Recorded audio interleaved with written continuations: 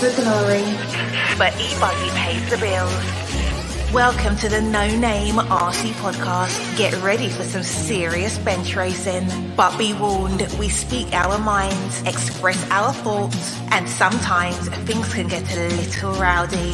Hate, and he just was influenced by the hate coming from the left, the hate coming from the right. And let's get back to more club racing and less of this racing. It's hard not to be arrogant when you're always right. You know? See what I mean? That's exactly why people call you arrogant, Max. You may not agree with everything we say, but it's definitely worth a listen. And our pick, can you stop whatever you're doing? Join your host, Lefty the Great, with co-hosts and guests as they get together to chat RC. Hey, after that race that I watched this morning, I have to talk about it.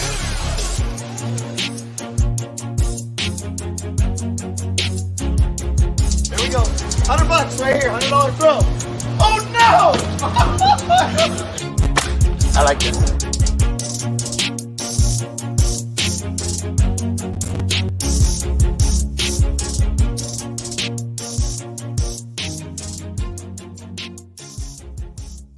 Yes, indeed. Nitro is the glory, but e-buggy pays the bills. What's going on, everybody? Welcome to episode number 290. That's right, 290, 10 away from 300. I can't believe it. 289 more podcasts than JQ ever thought I would do. But yes, we are on episode 290. We want to thank you guys for all the support.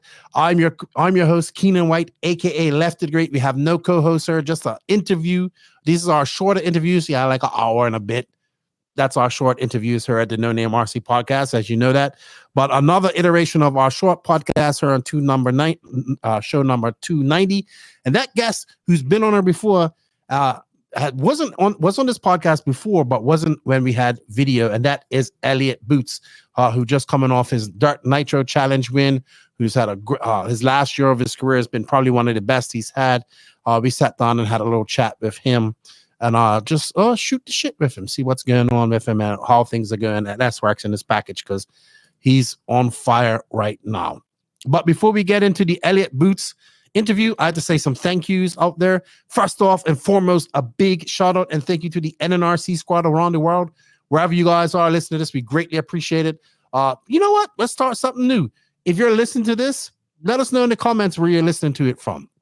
What part of the USA you're at, what part of the world you're at as well. I know a lot of people in the USA and we have a lot of world listeners. Let us know where you're from, state, city, all that stuff, country, all that stuff. We want to know where you are from. A big thank you to you guys. Also, a big shout out to the patrons and YouTube members of the NNRC. You guys get early access to this podcast. Thank you for all the extra support that you guys give us financially. It definitely helps us out. If you wish to support the podcast a little bit financially every month, you can do that. Links for that in the written description of this podcast. But one thing you can all do, and it doesn't cost any money, is hit that like notification button, leave a comment, and give us a share on the YouTube channel. If you're listening to us on the audio only, leave a review wherever you're listening to us to, and let us know how it goes. But definitely, YouTube is where we want you, because it seems to be a better experience because we put up a lot of video and all that stuff. Also, I want to say a big thank you to these companies for their support of the podcast. We have links for these companies in the written description of this podcast. Some are affiliate links, some are coupon codes you can save some money. Some are just you got to say, hey, we heard about you in the No Name RC podcast. They are Invisible Speed, High Tech RC, Corsatec USA, Sidewinder Fuel, Mayako, Beach RC, Techno RC, Clinic RC, Stacked RC, and Racecraft USA. Big shout out to the Elite RC Productions, RCGP, and of course, Donovan RC for all their support. We also have a list of affiliate partners here in the written description of this podcast. We have coupon codes for that. We have RC Box Club, Car RC, RC Body Armor, and a couple other guys there. Check them out and, save some money there as well. Show them some love. Thank you for the affiliation and partners of the No Name RC podcast. All right. So our guest this week is the 2015 and 16 European champion, coming off a DNC win, the first European to win Silver State and DNC in Nitro Buggy, if I'm not mistaken.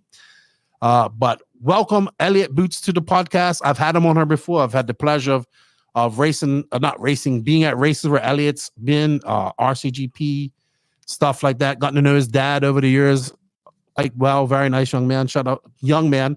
young older man, Mr. Chris Boots. I like him very much. He's a very nice man.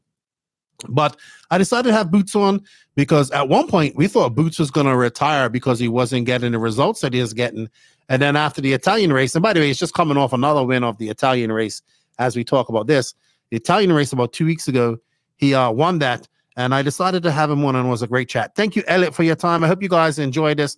This chat is brought to you by Invisible Speed, High Tech RC, and Techno RC. So let's see. Make your speed visible with Invisible Speed. Stop scrolling. You want to be Lewis Hamilton? Learn something new with Invisible Speed. You can't do everything at 100% maximum speed. You have to be smooth. I mean, when you drive a real car, if you drive a real car, how do you just, when you get to a 90-degree corner to turn into the parking lot, do you go like that with the steering wheel? Do you like slam on the throttle and the brake? No. You probably turn the wheel smooth and get on the throttle smooth. Same thing with an RC car. If you want to learn more and make your speed visible, stop scrolling. That's right. Stop scrolling. We have affiliate links for all the courses and books in the written description of this podcast. A big shout out to Techno RC for all their support as well. And here's something from Techno RC. Techno RC. Techno RC is a championship-winning manufacturer of high-performance A-scale, 10-scale, nitro, and electric RC buggies and trucks. With a worldwide dealer network, USA and Europe-based headquarters, comprehensive warranty program, and global race support, Techno RC is excellence in RC. View the full lineup of Techno RC race-proven vehicles by visiting www.technorc.com. Thank you, Techno, for your continued support. Good. Congratulations on winning, sweeping the Nationals. Good job to you guys. Also, a big shout out to High Tech RC for all the support, who just dropped their new economy line charger and travel charger, which I have up here in a second. We can find links for all of High Tech RC's products and whatnot in the written description of this podcast. We don't have any affiliate links for them, so we do apologize for that. But a big shout out to High Tech for all their continued support. They just released their RDX 1200 AC/DC multifunctional smart charger. One estimated street price of $79.99. It's their new economically priced RDX 1200 is a compact and versatile charger designed to speedily charge your packs and meet the diverse needs of the entire RC community. Perfect for use at home on the go. The state-of-the-art AC/DC charger features a compact, durable design, user-friendly, intuitive interface, and bright LCD. It is easy to configure for all common battery chemistries while also ensuring safe and efficient charger. It uses a full 100 watts of power when charging from a 120 volt AC power source and up to 200 when it's on a DC supply. It also features multiple modes to help maximize your performance or your batteries of the lifespan. The RDX 1200 is dependable and flexible in your charging solution. You can find links for that, where to buy, in the written description of this podcast. With that said, enough jibber jabbering. Let's get on and talk to Elliot Boots. Joining me in the virtual studio this weekend is multi-time UK national champion, two-time European champion, Silver State winner, recent Dirt Nitro Challenge winner. He's been involved in RC for many, many years. We had him on the podcast a couple years, 3 or 4, maybe 3 years ago, before we started doing video. So this is his first time doing a video chat. We've been talking a lot about him over the last year because he's gone on absolute fire. But we'd like to welcome the SWORKz Reds Hot Race UK driver based in Italy, Mr. Elliot Boots. How you doing, man? Yeah, I'm good, man. Yeah. I would say I'm chilling because I'm in AC and you ain't. I'm good. I got a fan on. I know. How's the temperatures there in Italy anyway? Up and down. Obviously, the last race got adjusted because of the weather. Yeah, when I went to Gusaga in 2022, it was warm. Maybe we went for RCGP. Yeah. So it's like that, but when it's not so sunny, it's like pretty bad storms. They don't last super long, and then the sun comes out again. Okay. That's the time of year. Well, cool. Well, if you guys don't know who Elliot Boots is, you can probably go find that podcast that we did. We went through all his history. But yes, you are a British subject from the UK. You are the second UK driver to win a European Championship. You won the first one in 2015, and then I believe the second one in 2017.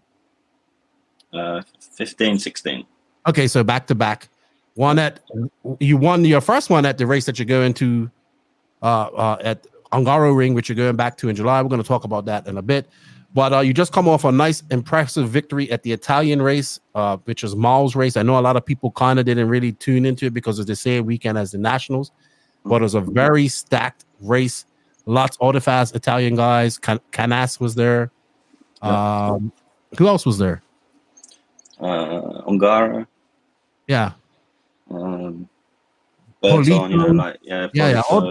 all the fast guys in Italy. Yeah, so, and that's stacked because the fast guys are in Italy at the moment. You won this race, but I kind of want to digress back because so going into 2023, you're on SWORKz. SWORKz team's growing really big. For those who don't know, I think wasn't you or was it Canas signed first back in 2019? Did you sign before Canas, or did he sign with SWORKz before you? Canas was before me. Okay. I think he was like a year before me. He went the year before me. I went. Right. Sure. But you were like the first really big name at the time that SWORKz signed back in 2019.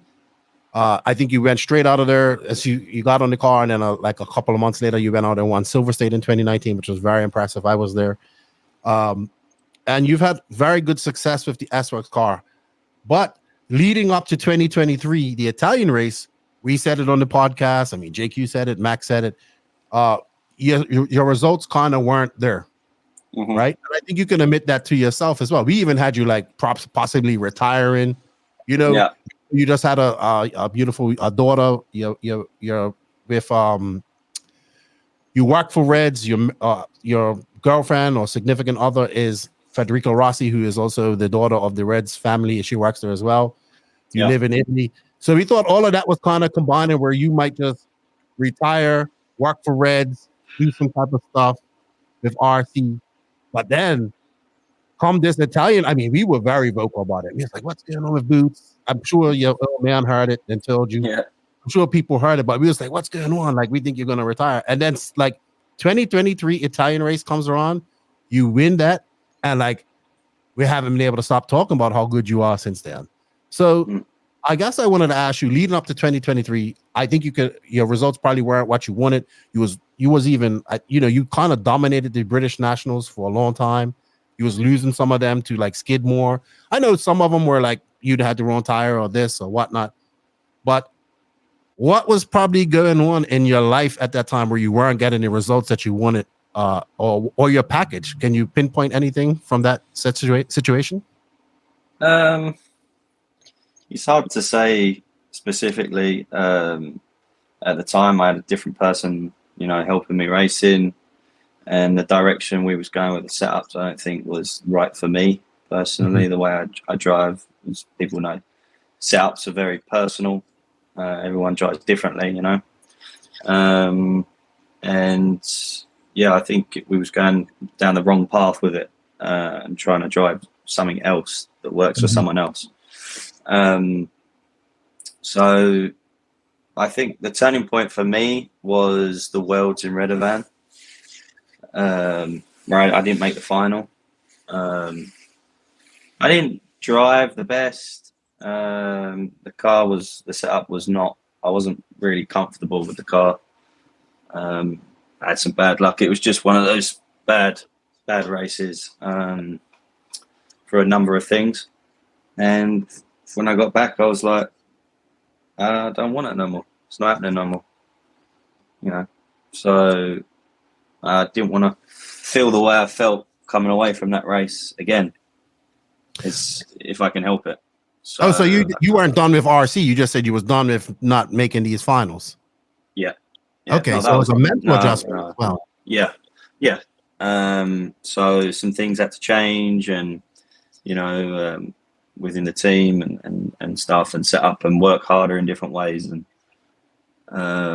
yeah, I've just got my head down and just been doing my own thing, my own program, doing what I can. You know, I'm in a good place with my family, with my life in general, which, you know, it helps with your racing because you haven't got to worry about anything else. You just worry, you know, you just concentrate on driving as fast as possible.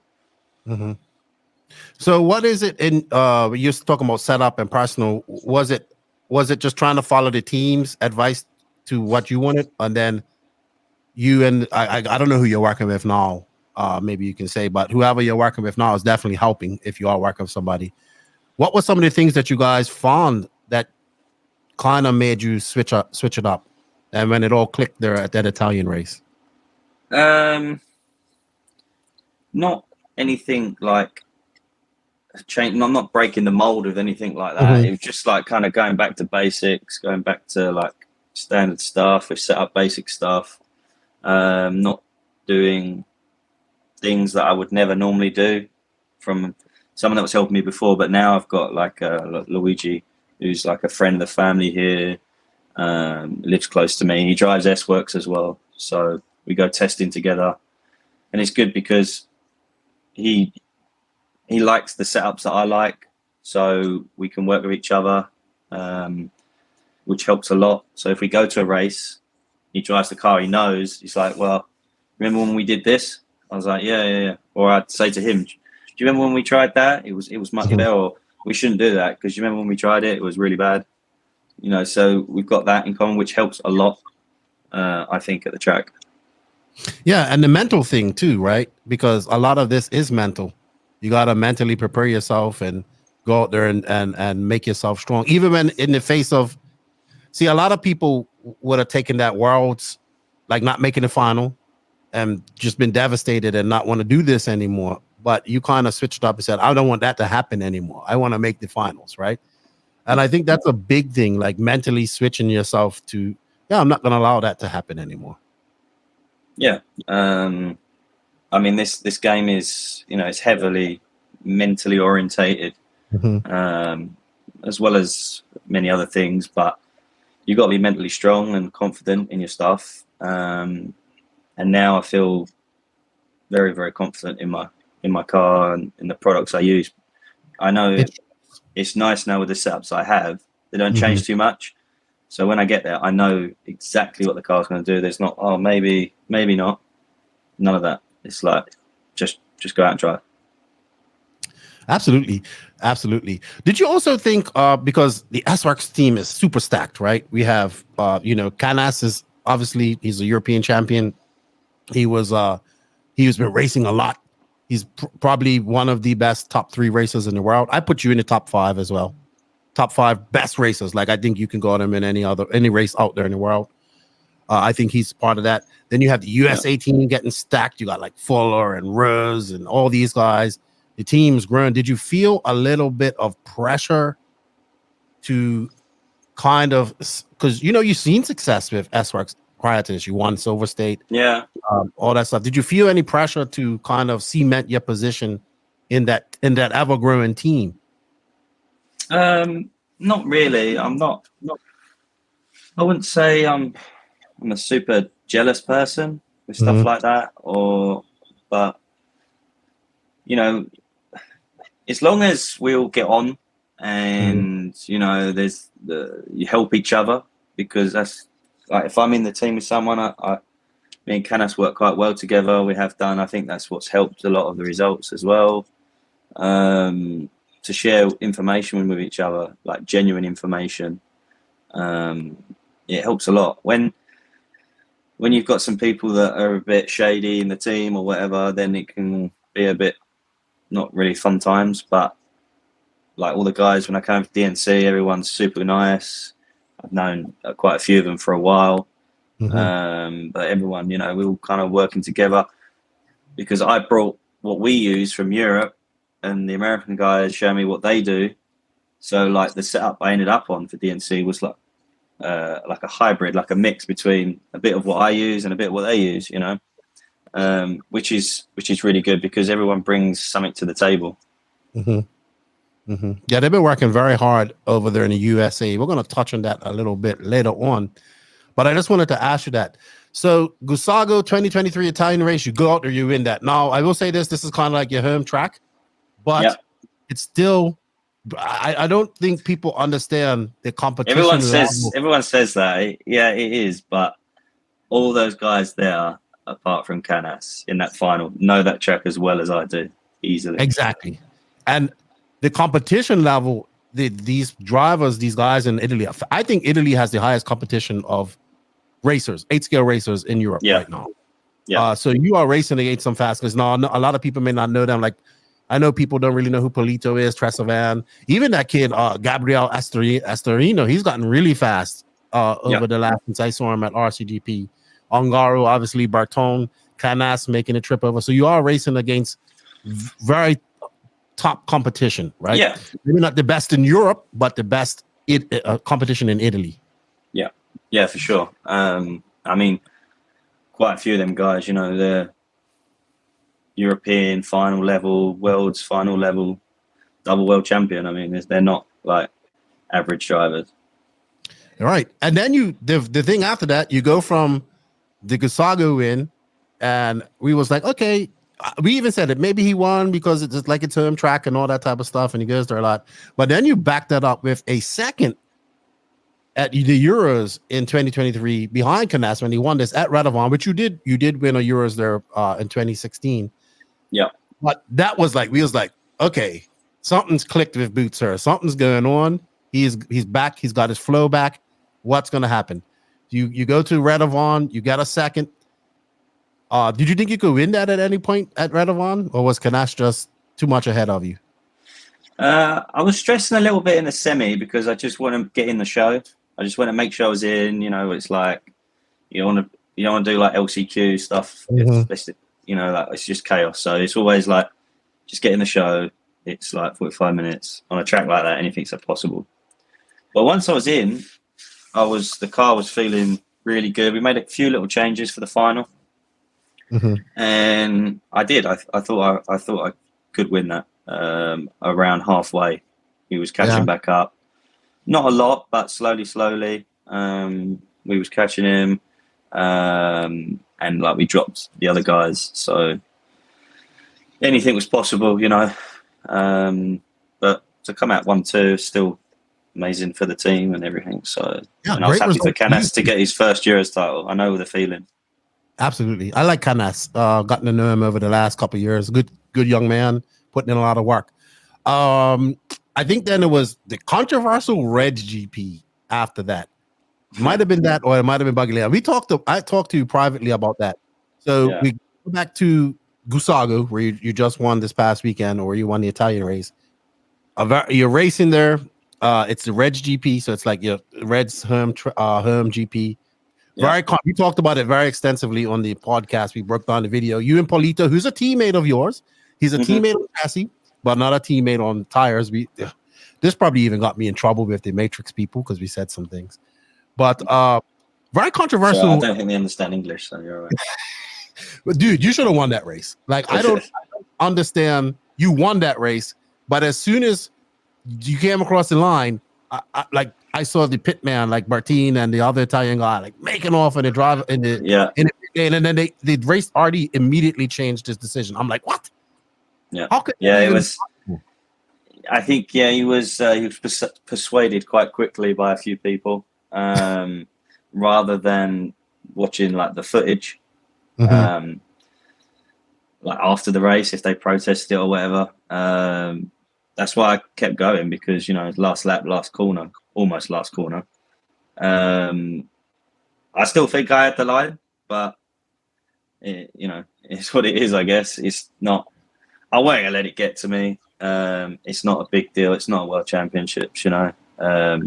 People at the end of the day will make their own decisions. They know what really happened and stuff. I just wish it would have been played out a little bit more fairly with like the replays, instead of just saying no, decision made.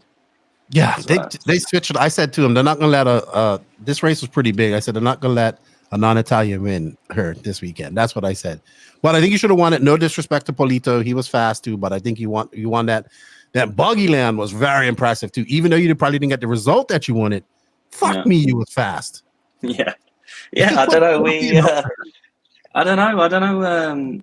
Again, like we work on it. I'm kind of like turned into like a bit of a slow burner. Like this is kind like of how it's.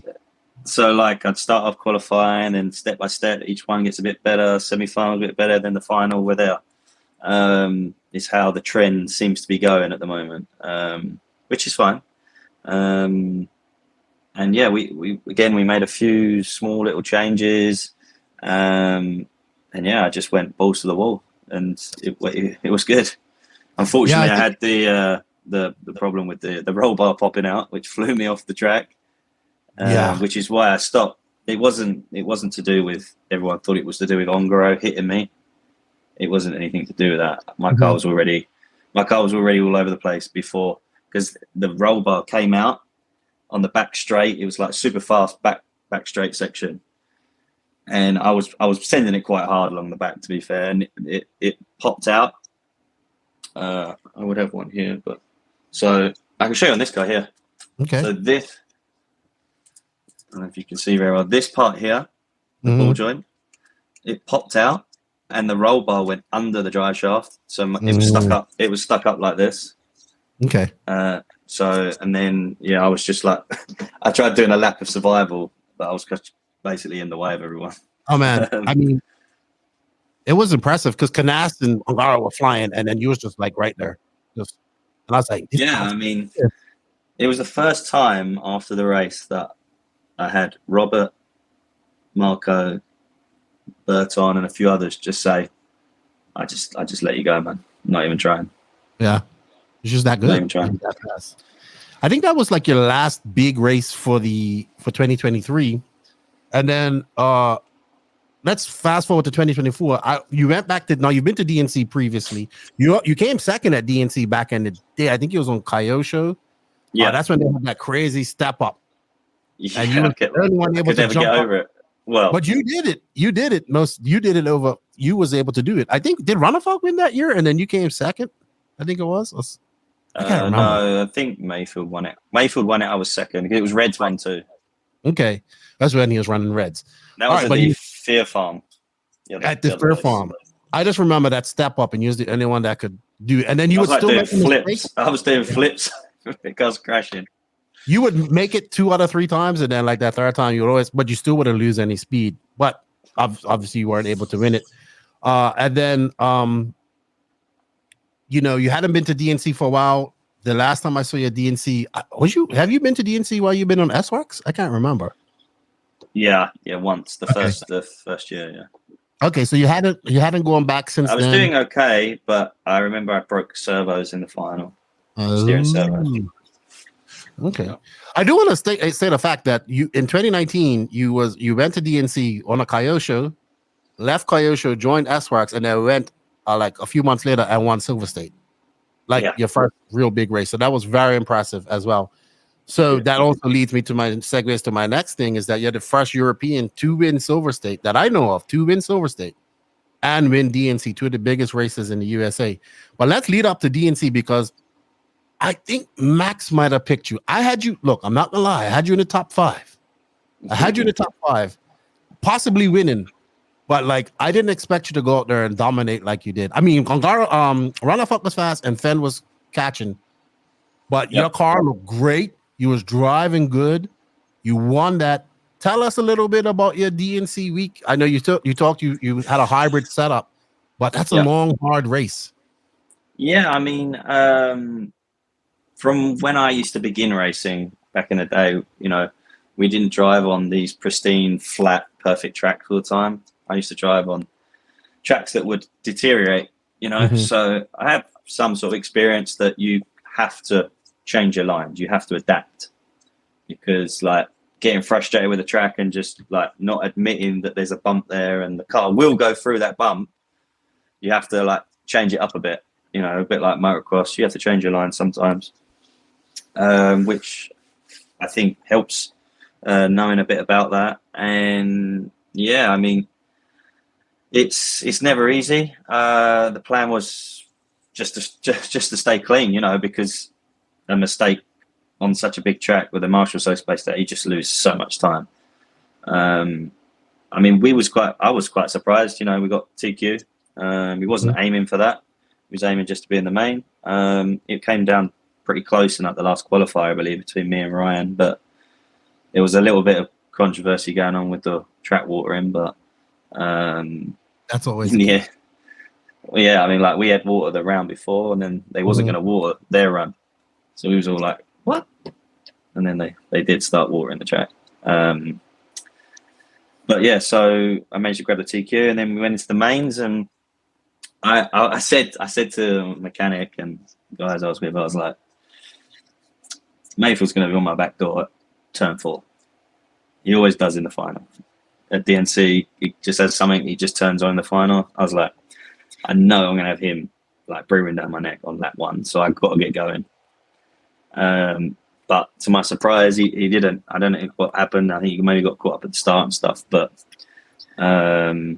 nothing really come about it. And I managed to just, I think you led from light flags. I think I did. Yeah, I think David came close. Mm-hmm. I had a couple of mistakes, but yeah, I think I led the whole race. But like I said, like David, he kept me honest the whole race, you know. But I don't mind. I'm used to racing with David, so even if he did get close, I'm not that worried about him being aggressive or whatever. You know, we're quite fair with each other, let's say.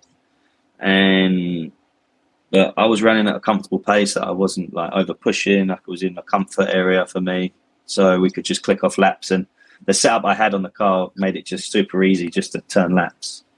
So yeah, it worked out pretty good. Yeah. Also, and that gave SWORKz their second big win in the USA for the year, with Brandon Rose getting the SIC win, which was a great win. Actually, if you guys want to see a little bit more about, because on our podcast, JQ broke it down. He had video and everything. He broke down like the setup between you and Runafolk's car. We went through different things. You can see that video. But the biggest difference was the tires. Really? So I know they were going on about maybe setup, I don't know, whatever, with the setup of his car, but I went white compound, which is like synthetic, and he went super soft. And they both had different characteristics of the car, which you can see in the video. So me and David spoke about it after, and we both said exactly what we thought. Like we both in agreement with each other.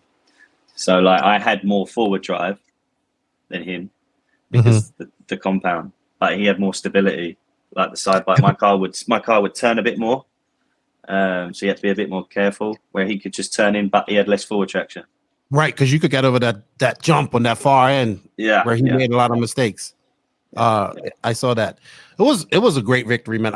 And like I said, I think you're the first European at Nitro. But I'm pretty sure there's been Europeans that have won Truggy or E-Buggy, but Nitro Buggy win at Silver State, Nitro Buggy win at DNC. I was elated because a European won on American soil, and that just makes me, you know. I see the tribute with the national anthem. Appreciate it. Yeah, that was awesome, isn't it? I thought that was cool. I said, your old man would like. I said, your pops would like that. But it was a good victory. I was very happy to see you do that.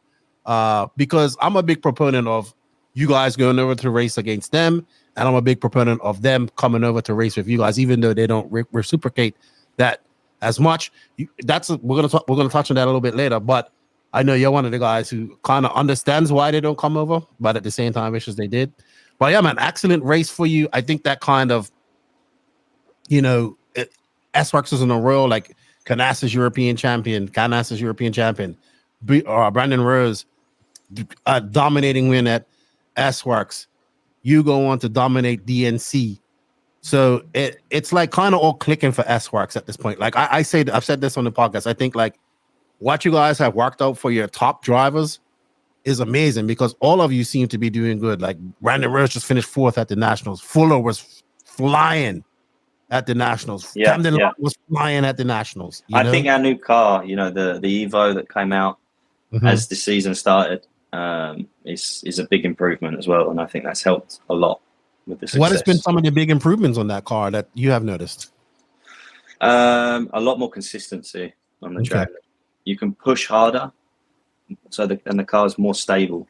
So you can just run laps, but you can really, really push, and the car just stays really settled all the time. And I mean, the SWORKz team is super stacked. Like you guys have, I mean, it was very stacked in Europe for a long time, but it's obviously stacked in the USA. It's becoming a more popular car. I'm starting to see it more regionally now when I go to these races. Probably a little bit more popular in Europe because, you know, it's a whole different dynamic. Europe has countries versus America have states and stuff like that. And for me, it's in a matter of time before Mason Fuller wins that. But man, it's really good to see. He came close. He was on it, man. I was watching it. I know. I think he flamed out. He tried to stretch his dad. Tried to say that they tried to stretch his pit. Yeah, he said he tried to go he tried to cut back on one fuel stop. Stretching it. And then that flamed out, and then his transponder acted up on him, and that was it. But I am a Fuller fan, and I believe that he can win any race that he goes to. But B Rose is now up there, right? B Rose is damn good and doing quite well. It seems like the SWORKz team has a very good dynamic. Like it seems, I don't know from the outside looking in, but it seems like you guys have a good dynamic going on. I mean, Canas seems to be happy at races. You seem to be doing well. I know Mika. I've met Yorn. They seem to be happy there as well. Obviously, I know the American guys. Tim Lime, I think Tim Lime and Brent and guys have done a good job growing the brand there in the USA. So it's really good to see. Yeah, I mean, everyone's having a good time. There's not really much else to say. You know, the car is working good for everyone. Maybe their setups are all like slightly different, but at least the car is working for everyone, you know, in all the different styles of driving, because, you know, that's the main thing. And we'll start seeing it more on a regional level in the USA as more upper echelon drivers in that level start running the car, and you'll start seeing. I'm not saying that it isn't, but you know, you don't see it as much in the USA probably as a Techno or an Associated, because they're very popular brands over there. Yeah. In just like you won't see a Techno probably on this podium in Italy, you know, because it's not that popular there. So yeah, it seems like you guys got a good thing going on. But that after DNC, you kind of take a break. I was kind of disappointed you didn't come to Silver State. I was hoping you would come. Yeah, this guy could go Silver State and like win DNC and Silver State. It would be awesome. We thought about it, but we kind of pre-planned that I would just do that one. Just dip my toe back in, and then you know, obviously I've got a family and stuff now, so I can't be away all the time. So, and also with the Worlds this year and stuff, you know, we have to look after budget, you know, not go crazy with it. You know, there's always next year. There's always another race. There is always another race. But the big race is the Worlds coming up, which we are going to talk about in a bit. But all right. So I guess also leading on to that, we go to the Euros warm-up, which was in Sicilia, the Angara Ring, complete new layout. You almost won that. Yeah, apart from I was an idiot, but yeah. Yeah. You know, I crashed on the easiest part of the track, but yeah. Yeah, you almost won that leading up. Good to see a whole new layout at the Angara Ring too. What do you think about that? Yeah, it was good, but they're changing it all again completely. Really? Yeah. Well, that's good. Yeah. I'm fine with that. I prefer new tracks for everyone. You do say that. You do say that quite a lot. That's good because that track had been the same for the longest while. I think you raced 2 Euros there on the same layout. I can't remember. I haven't been there for a couple of years, so I can't. 2019 was the last Euros there. Yeah. I mean, it was different from that the previous time I went. Then for the Euros warm up, he did a new layout, and then he's doing another new layout for the Euros completely. Apart from I think the main straight and the concrete sections you can't change, but the rest of the jumps and design they're changing. Yeah, absolutely. You almost win that. Then, of course, this past weekend you won the Italian race. You I think you and Ongaro got into a little mix-up there or something at some point in the start. It was kind of dark there too. You guys, because Mao had to speed up, had to do it in one day. Yeah, so we cut it back to just Friday, Saturday. But obviously with 200 people, it took a while. So yeah, we ran into the night. And it's not well lit there. It's not the best. It's not the best. And when you wear glasses as well, it's not the best. Like DNC, you got like all the lights glaring at you, but you just got to deal with it, I guess. Great victory from you. I think once you got out front, there you kind of led it to the end. And I'm just like, this guy's just building on his already going very good year. Like I can't believe you went from where we thought you was going to retire to like you're now like one of the best. I mean, you always have been, but now your results are showing that you are one of the best 8-scale drivers in the world. So congratulations on that whole 1 year comeback. How old are you now? 31. All right, so you still got some time. You still got time. Yeah. Time to have another kid, I think. Yeah, we got time. And there's always another race to do and get out there, and you know we keep pushing on, keep doing what we're doing. It seems to be working. So absolutely. All right, so we do have the Euros coming up, new layout. How confident are you about this going into the 2024 Euros? I'm feeling good. Yeah. The track, obviously, new track, which is fine for me. Same for everyone. I got the setup dialed in, even though the design is going to be slightly different on the track and the surface. Hopefully, we'll be the same. I don't know. They glued it some way, right? Yeah, but obviously we had the Euros. We had rain and stuff, so it kind of washed things away. But we'll see. We'll see what that's like. But we had good pace with the tyres, the car set up, so I can just go there knowing, just put it down and go. And it's just down to me. You know, I ain't got to worry about setup. I just got to drive it right. Who's the drivers you're concerned about most there? Obviously, Ongaro and Canas, I think, is the only two. Really?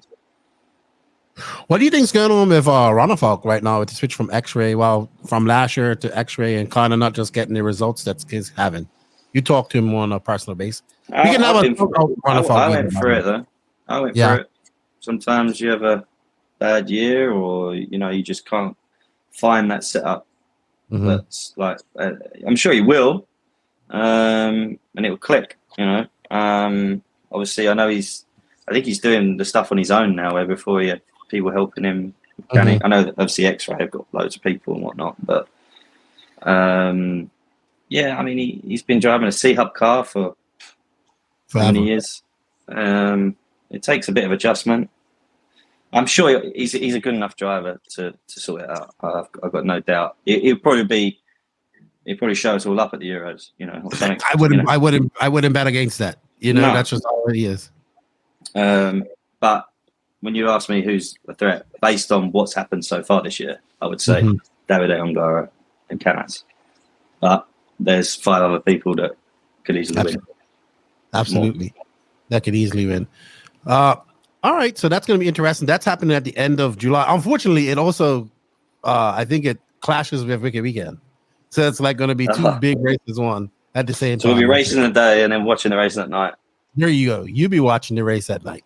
We'll be racing to 11, 12 at night. You probably be up and racing, then that getting up and going to the race for the next day, or getting up in your day. All right. That's good. I look forward to that. Coming up at the end of July, end of July it is. Last weekend of July. Let's talk about Redovan, the Worlds coming up in Spain, a place that's been pretty good to you besides the last Worlds. What did you think about the race going back to Redovan after Brazil pulling out? I think I'm happy that I didn't have to travel all the way to Brazil. It's much easier for me to travel to Spain.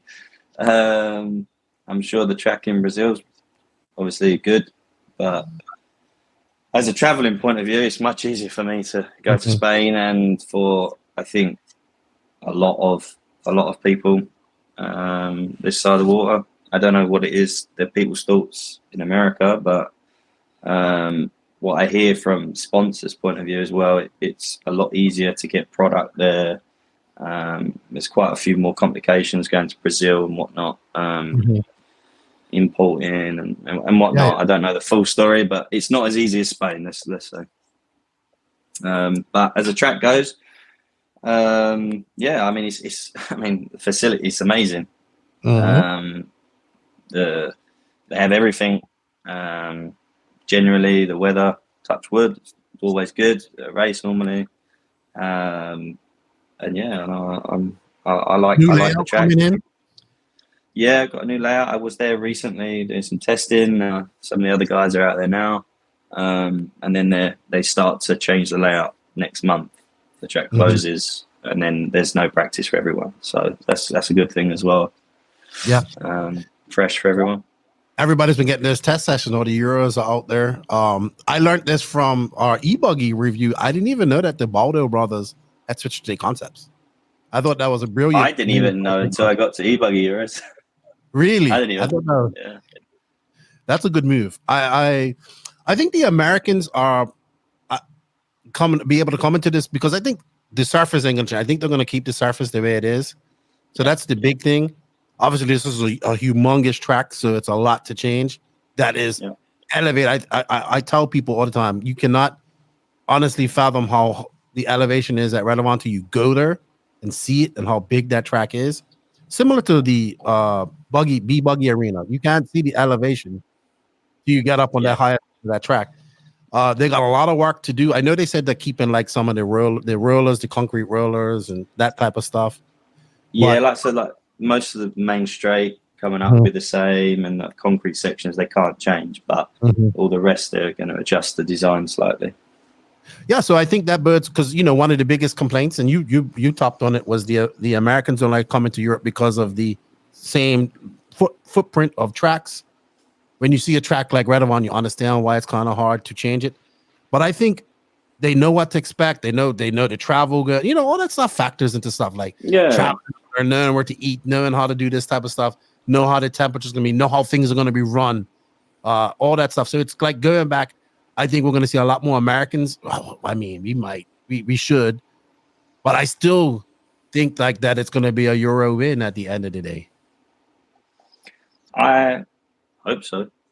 I mean, I hope I'm one of them. Do you think you can win it? I think so. Yeah.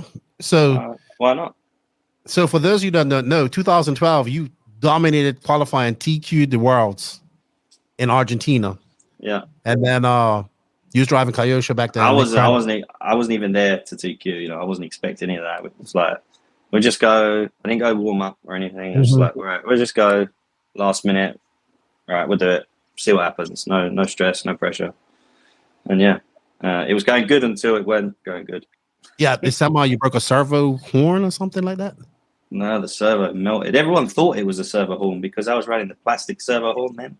And everyone's like, "Oh, you're crazy! Don't use that." And I was like, "I've been using it for the last 2 years. It's been fine." And then the servo itself like melted. It just overheated. Yeah. And for people that don't know, if you don't, they didn't even have LC. Did they have LCQs back then? Probably not. So no, they don't do like they used to do either, like TQ straight in, like they do it raw knackers and stuff. So we were having a discussion about that. Yes, we recorded a recap with the. I agree with it. So I have a good solution for that. And it's a series that does it. So they run called the TSOC. They run this series in USA, and it's the only series I know that they use like IFMAR style ladder system. Yeah. So what happens is if you TQ, you're guaranteed a spot in the final. You still have to run your semi though. So, but like if you win your semi, obviously, and you're the fastest, you're going to start a pull. But if you break in your semi, you don't finish, you still make the final, but you just probably will start last. I actually think that's probably but people will exploit that though. I could just go out and test tires and come in, and I'd still be in. Yeah, but then you still want that starting position. Yeah, I agree with if you TQ, you should be on pole for the main straight in. Do you feel that you lose that 30 minutes of race time that everybody else gets? Yeah, but I would rather be in the show. Okay. as a person that didn't make it from a semi, I can fully understand why you feel that way. Yeah, maybe I'm biased. Yeah, but, and the 2 kilo worlds have never made the final, so maybe I'm maybe I'm the wrong person to ask. Yeah, but I think this world's coming to Redovon's gonna be very good. The Americans, I think, are gonna be fast right off the bat. J Concepts, we got to talk about J Concepts because it's probably one of the biggest brand in America. They're not gonna be on the back foot coming into this event. Obviously, Hot Race, always good here at Redovon, and a plethora of other different tires as well. But I'm really looking forward to this. I think we're gonna see some of the best in the world from Europe, from America, maybe some other countries as well. Just going out there and do. I think if anybody's never been to a Worlds, like when you guys get together, like the Europeans and the Americans, like the level of speed goes up to a point that I don't think unless you go to a World, you can't fathom it. Yeah, it just revs up because you guys push each other, right? Because it's not just about it's not just about company, and it's about country pride. You know, the Americans want to win, the Europeans. Even individually, countries want to win, but then everyone goes on about American and European and that, but I never look at it that way. I just look at it as a competitor, like just another competitor. I don't really look at if they're American or if they're European. I know, like when I go to DNC, everyone's like, "Oh, European," but it's like I suppose because I've known them for years and I've raced against them many times that it's just another competitor. I don't. I'm not. The 2 biggest markets in RC racing right now, America and Europe, and arguably the best in the world come from both continents, right? We just saw the USA got. It's a little more like we always kind of seeing people win in America, which is Mayfield defend. It was good to see a change with Brandon Rose. We know that these youngsters. I know that these youngsters like a Mason Fuller, and I know B Rose can win again. And some other these guys, Little Bomb was fast. He probably could have won that too. Yeah, he's super fast. Yeah, he's doing really well. That's because he's running stick radio, obviously. That's right, because you're a stick radio. You're a prolific stick radio enthusiast because that's what you started out with, and continued with. But I like it because it adds a little. I get it's okay. Well, I love my American family, and I love going over there, and I love being with them. But I like I don't say it's a friendly rivalry because we need it. We need talking points between you guys and them. And I've been it's unfortunate because I wish you guys got to race together more, because I never forget when I was there in 2022 and I went up to Mayfield and I was talking to him. I was like, he goes, dude, it's like when we get with these guys here, it's like every time you get that track, you want to outdo that next person, right? Yeah. So he was like, it's crazy when we come over to or we get together with the European racers from the world, like everybody's level just goes up. And I was like, yeah, that's why it's a world championship, and that's why it's awesome. I mean, it would be cool if they came over to Europe more, but it's not going to happen, is it? That's the next subject. Your dad, I've seen Mick Craddock say it. You guys are the big proponents, and the Skidmores. We need to race on tracks that ain't got the same footprint forever, right? Yeah. I understand that 100%. This is the big gripe with the Americans not coming over to Europe. And I'm like, hey, you guys are going to be fast no matter what. I really wish they would come over and race more in Europe because the people that the European racers want to see them as well. Not every European racer can go over to America to one of these big races. Maybe they can, but these people are fans of you. I tell the American guys, I say, your stardom in the RC world doesn't stop at America. It's a worldwide thing. Like everybody in the world of RC racing knows Mayfield, Dakota Fenn, probably knows these top guys. I said, but I also understand it comes down to budget, right? And money and coming over there. It's probably a little bit more expensive for them to come from the USA to America. But you guys go over there quite a lot. And I just think they need to reciprocate that a little bit, They don't need to, though, do they? They don't. I want them to. Yeah, we want, but they got big races out in America. They don't need to come over. No, they don't. They don't. That's exactly what they say. No, I'm not going over to that race where I can go to this race and make money. And I'm like, I can't argue with that. My passion wants you guys to race more together. Yeah. Yeah, it would be cool. Speaking of which, when are you coming back? Are you planning on coming back over to the USA anytime this year? This year, I don't think so. Not because of the Worlds and stuff. I know they got AMS later in the year, but I've got Worlds, I've got Buggyland, I've got other nationals still to go and stuff. So probably DNC again. Maybe Silver State. I don't know. We have to see. You should try PNB next year too. Yeah. Guaranteed race indoors. I think It's just a bit long though, isn't it? It's a long. It's not. It's a little bit. Is that the one with the 24-hour practice? Yes, but you don't have to do 24-hour practice. It's a 3-day race. Yeah. You can practice however you want. You have 24-hour practice. They had block practice this year, where you had different blocks. So like the pros got a 2-hour session. Like they got multiple 2-hour sessions to just go out there and practice with the pros. I think you should come. I'm encouraging because the one I have to see because it's for us now to travel to America is extremely expensive.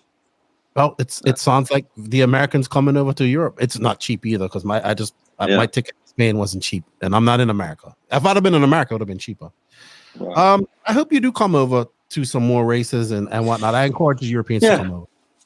Yeah, I mean, for sure, I'll have to come to DNC when I have to try and defend. Yes, you would. Silver State, possibly, and then maybe next year because it's not a world year. Maybe like AMS or, like you said, the other one, Psycho. A couple more questions. Then I'm going to round this up. Competition in Europe. We touched on this a little earlier. The competition in Europe seems to be highly stacked. I mean, you obviously grew up racing in the UK. You now live in Italy. So people who don't know, you travel back to UK to do their national series, which I think is what 5 races.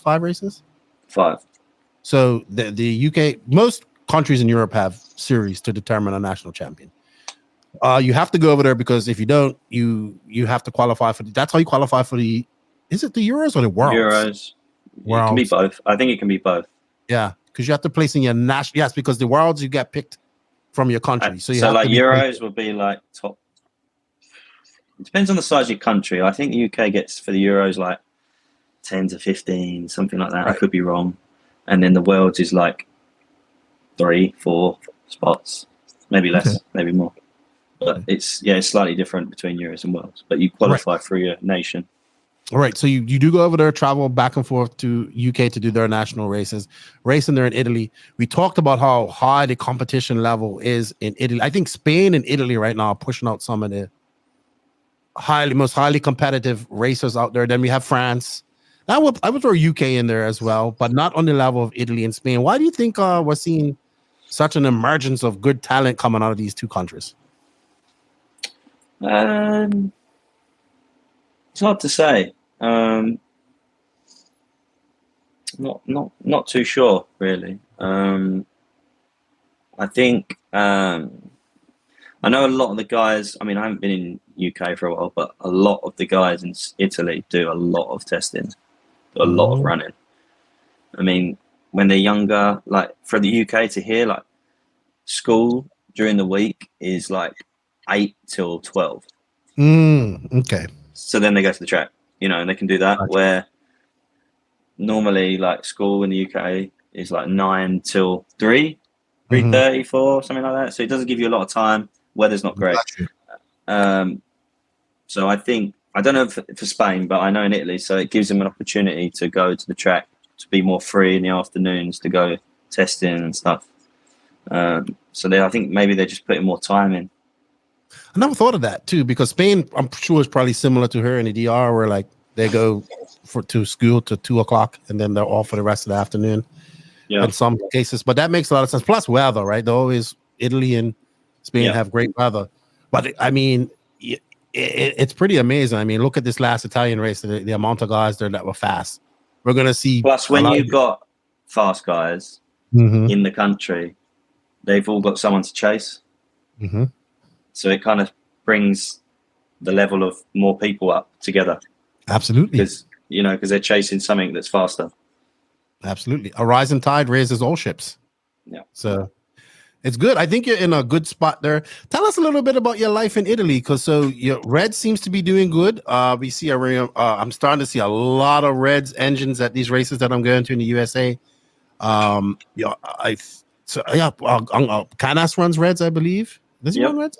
Yep. You got guys like Fuller running Reds over there. Rivkin. So, tell us a little bit about that. Are you working closely? Obviously, you're involved with the family, but are you super involved with helping them test out and working with them a lot? Yeah. So most to all development of the engine is I do with the factory. Obviously, the stuff that we can test here, because obviously I've got the track close to here, but like any new products we'll test initially here, and then if we'll send the rest to Rivkin, we'll obviously do test and development and Fullers and stuff, because it's different atmosphere. That elevation changes a lot, so we like to send it out to America, different style track, to make sure it works out there for them. So like it's a team effort, and it's good to get other point of views across and listen in. But initially, from like paper design to CAD design, and then when we get the first product, I'll go to the track here, and we'll do the initial. You have to make sure it doesn't fail. Make sure it fits and everything, and then it moves on to other drivers in the team. Are you guys trying to? I don't know how the runtime is, but runtime is starting to become a big thing in these nitro races. I mean, we saw Fenn. He just dropped his ultimate engine that they claim they can. But they say they can do over 10-minute runtimes. We see he's able to stretch out his pit. His pits. I think he came in at 10 minutes or just under 10 minutes in his first pit at this recent nationals. Is that something that Reds is also chasing, or can you guys do that?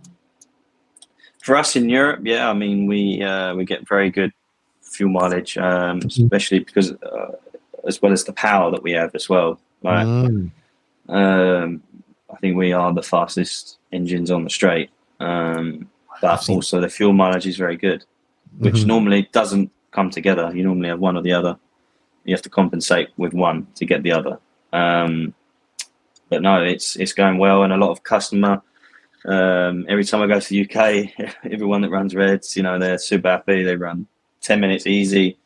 Over here as well, everyone's doing great fuel mileage. So, so in the UK, are they running 16% too, or can they run 25?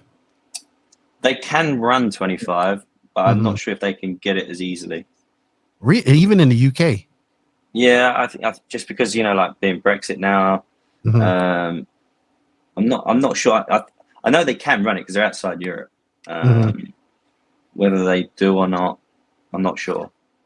Did you guys have to make some adjustments to your engines to compensate for the 16% rule? Not really. Normally it's like a reduction in power, less nitro. It can mean the engine runs a little bit hotter in some conditions, but we already had good power bands, so it didn't really affect us too much. It can be done. I like to say to people, run the engine with the 16, see how it is first. Don't just, we'll adjust it if we need to. But most of the time, everyone asks me, and then they go and do that. They say, no, it's fine. Yeah, I was even y'all and I were talking about this in Portugal. It's like I don't change my engine from anywhere. I said my engine's the same as it was at Silver State, and I haven't changed anything to it, and it runs fine. Yeah, just tune it up. Yeah. Just tune it up. Cool. All right, so that's good. So when you do go to test, is it just you, or do like the Rossies go with you? Is it Marco? Marco's the brother, right? Your brother? Yeah. Sometimes I go on my own. Sometimes Marco comes with me. So he's Federico's brother. He does all the design of the products. And together we'll go and we'll test together, write everything down, double test again, triple test, back to back with the original product we have, or the next evolution of the product. Like normal testing, just going back and back again, just to be 100% sure that it is better. So we don't want to make something that's not as good, or you don't want to go backwards. So yeah, we do stuff like that. I mean, or sometimes I will go on my own, you know, because Marco knows me, trusts my opinion. He knows that I've tested a lot of stuff. So sometimes he doesn't need to be there. Sweet. All right. Well, I guess I got to ask you what the future holds for you, Mr. Boot. You're 31 years old. You're still a young man, but you're a veteran in RC world. Yeah. How much longer do you think you can do this, or how much longer do you want to do this for? I haven't really thought about stopping. So who knows? I mean, maybe I could be, I don't know, I would say, I think maximum 10 years. I mean, Ryan Lutz and Mayfield are getting up to, well, Lutz may be 40 now. Yeah. He might so be like, I'm 31 now, so yeah. We'll see. I mean, like they say, how do you know when your time's up? They say the young ones will tell you. So when I can't race and I'm not fast anymore, then I guess it's time. Yeah, I think as being at this competitive level. How about the way the RC industry's going? I know we had a little chat about this earlier. It seems to be getting to the point you're talking about. Maybe it's too many races out there, which I can agree with you, but I just don't think it's ever going to stop because races, people want to race. What do you think about our RC industry right now? Looking, you're over on the Euro side. I don't know how much you really check out the USA side of things. And what are some of the things we need to improve on, in your opinion, and work on in our industry? Publicity.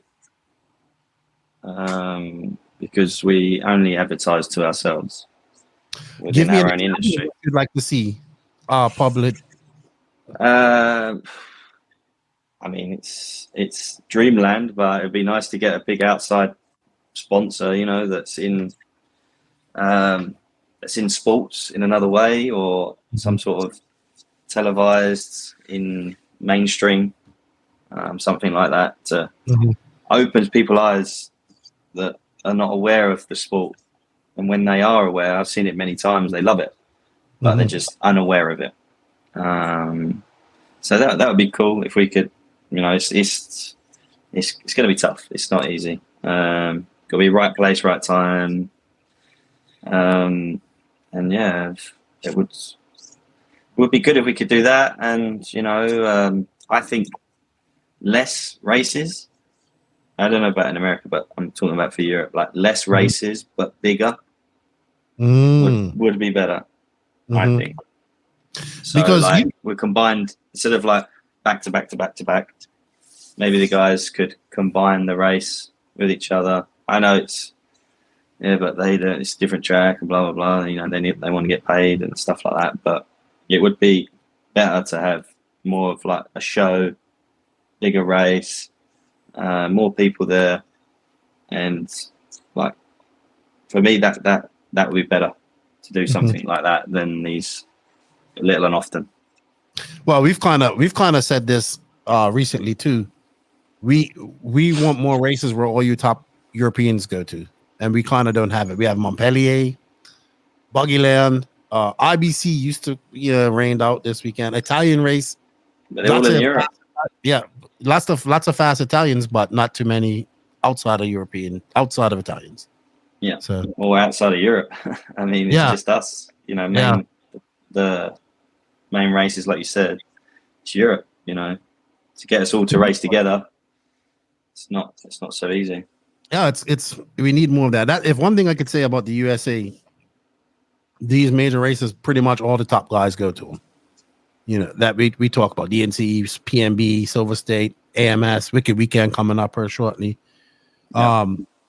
I think that's one of the things I want to see is I would love to see like a Biddy design race come back. That would look like a lot of fun. That looked like a race I would have loved to have gone to, and it seemed like everybody went to it.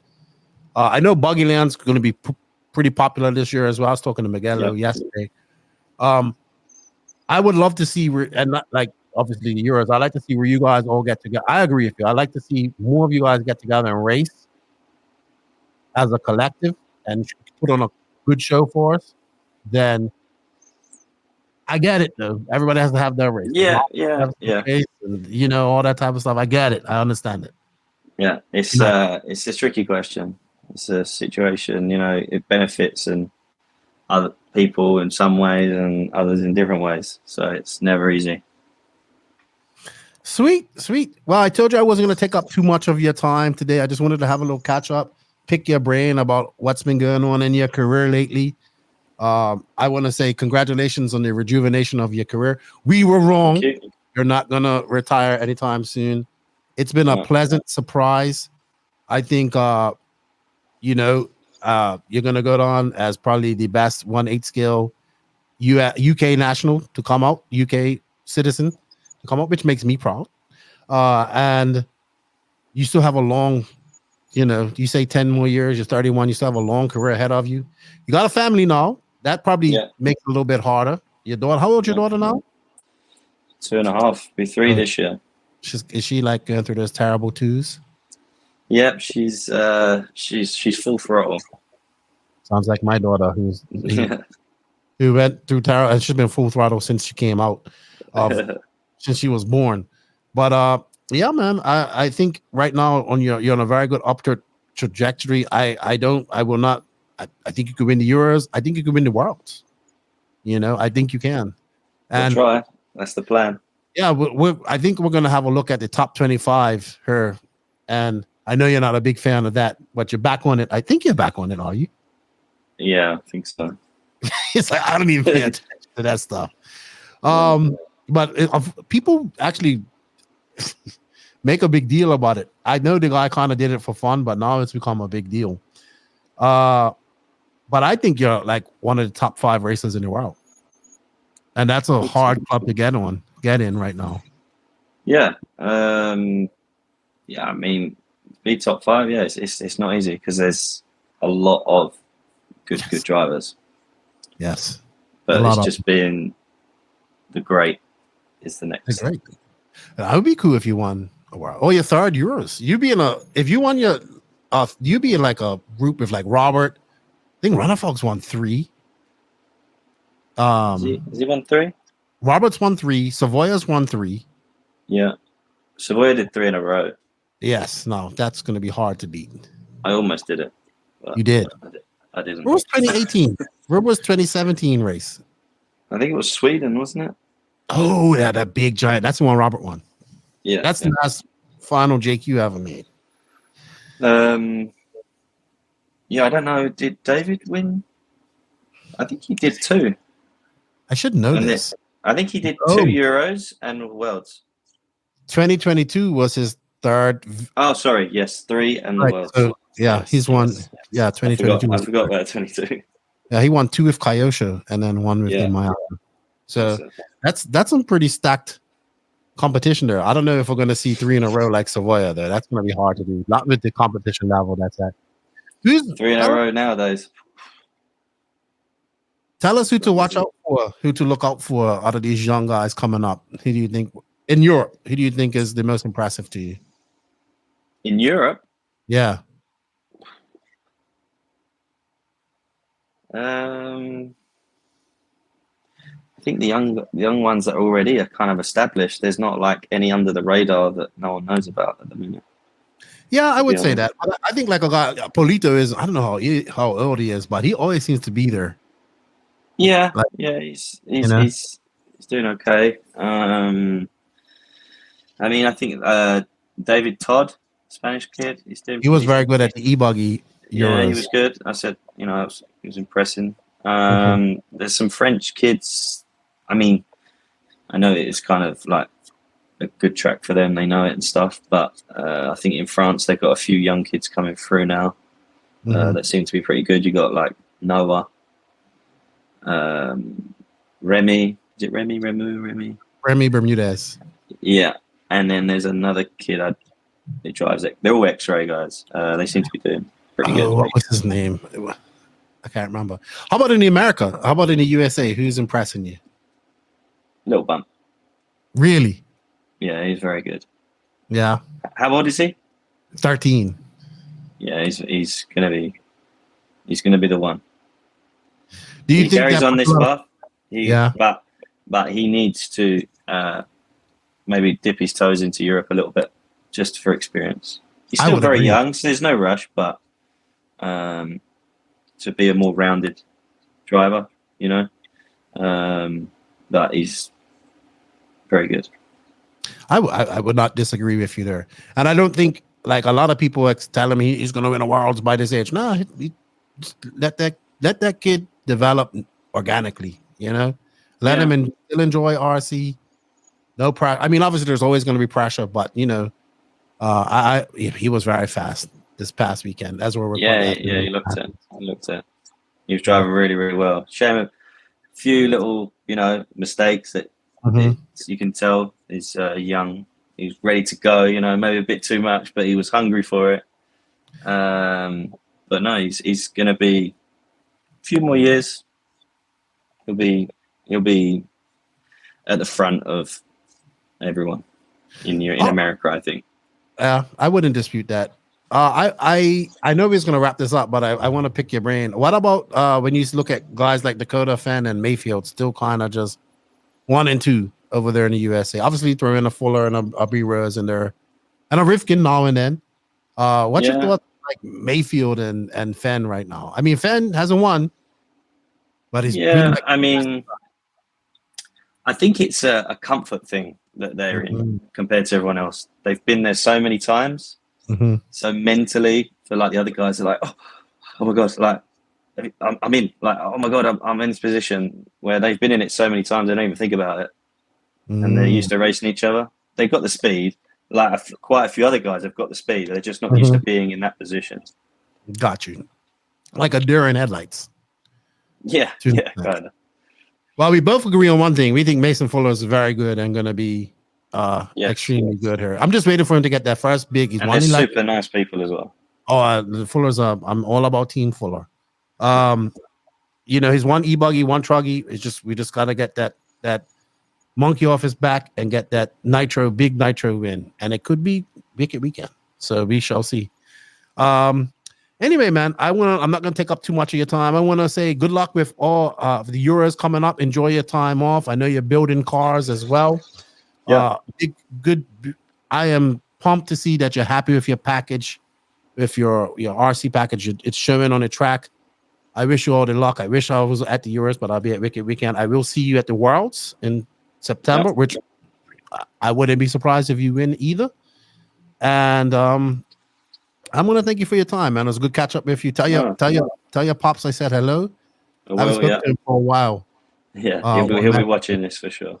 I'm sure he will. And you'll be getting messages after. So. I'm sure he. One thing I learned about your dad, he does not take any shit from anybody. I like him. He's fiery. He's a small guy, but he's fiery. He's little man syndrome, isn't he? Yeah, we kind of talked after the Reg GP a good bit, and I was like, man, he got robbed. Yeah. And but it's good that he comes out to your races. I like that. You know, he still comes out. He loves racing, and even like when I'm not in the UK racing, he'll go with someone else to the track and watch them race and stuff. Really? Like yeah. So when he comes over to like the Italian races, either helping you out or is he just hanging out with you? He just hangs out.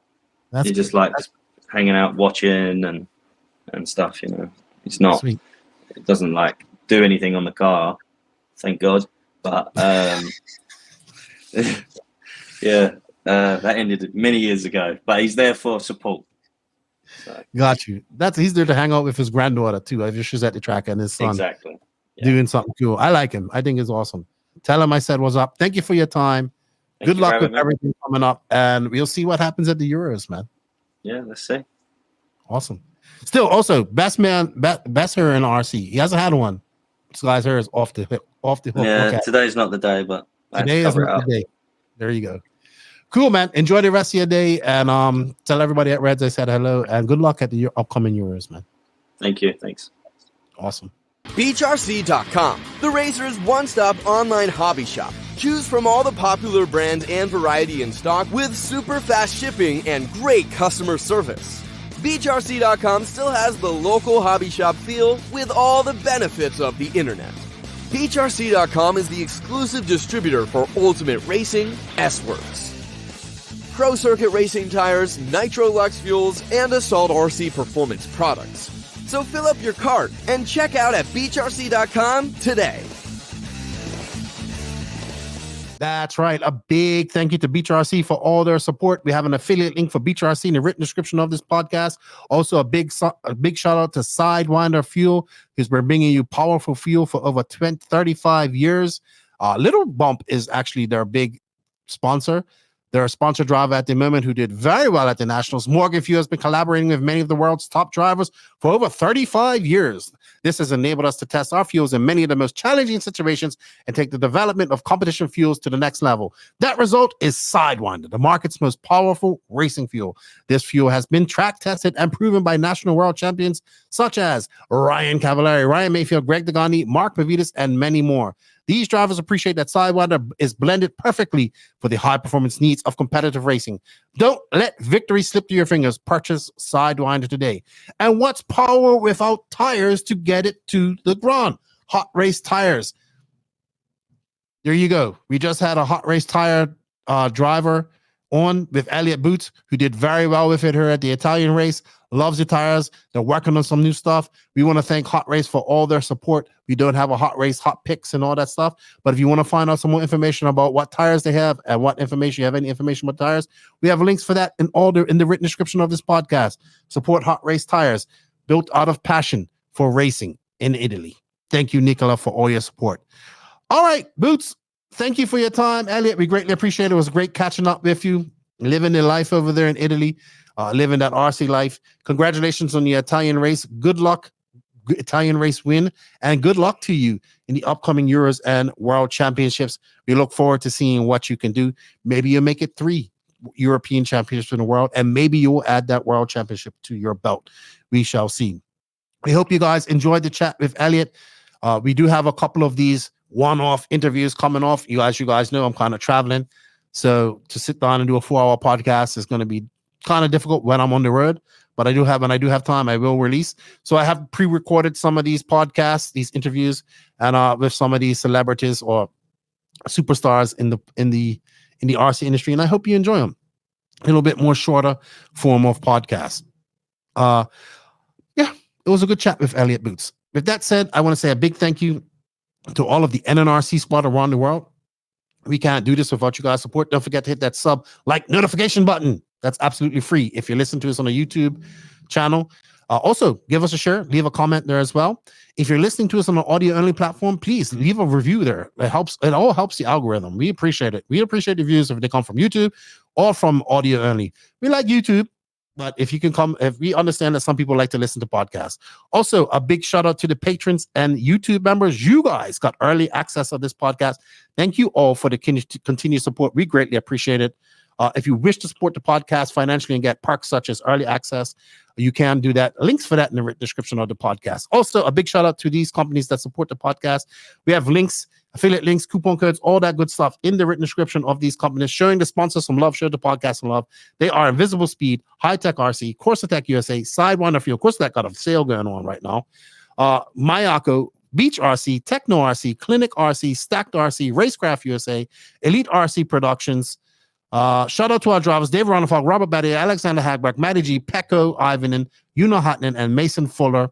Shout out to our affiliates, RC Box Club, Call RC, Florida RC Championships, RC Body Armor, House of RC, 36 Mood. We guys greatly appreciate all your support. Help us out, show the affiliate companies some love, show the sponsor company some love, and it helps the podcast out. With that said, this is show number 290. Lefty.